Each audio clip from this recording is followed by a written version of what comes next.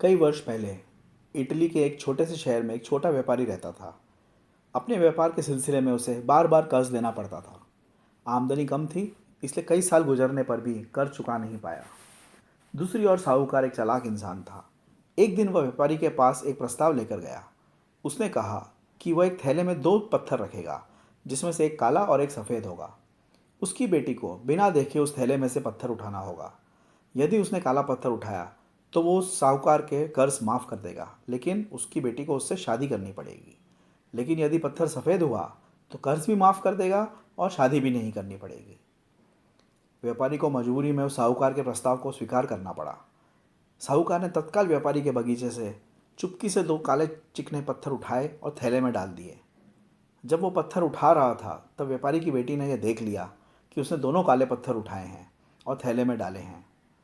अब साहूकार ने व्यापारी की बेटी से बिना देखे थैले में से एक पत्थर निकालने के लिए कहा।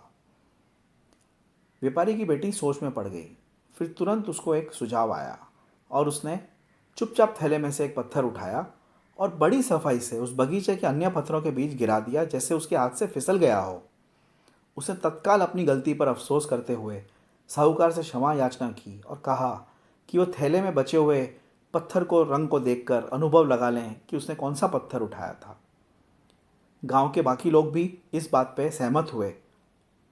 साहूकार अपनी बेईमानी को सामने नहीं आने देना चाहता था, इसलिए उसे वही करना पड़ा। थैले में बचे काले पत्थर के आधार पर यह मान लिया गया कि साहूकार की बेटी ने सफ़ेद पत्थर उठाया था।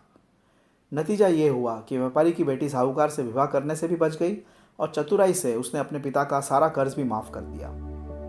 दोस्तों, ये कहानी हमें सिखाती है कि मुसीबत चाहे कितनी भी बड़ी क्यों ना हो, परिस्थिति कितनी भी जटिल क्यों ना हो, हमें अगर चतुराई से थोड़ा हट कर सोचें तो बड़ी से बड़ी मुश्किलें का हल निकाल सकते हैं। सच में बहुत कुछ सिखाती हैं कहानियाँ। अगर आपको ये वीडियो पसंद आया तो इसे लाइक, शेयर, सब्सक्राइब जरूर करें।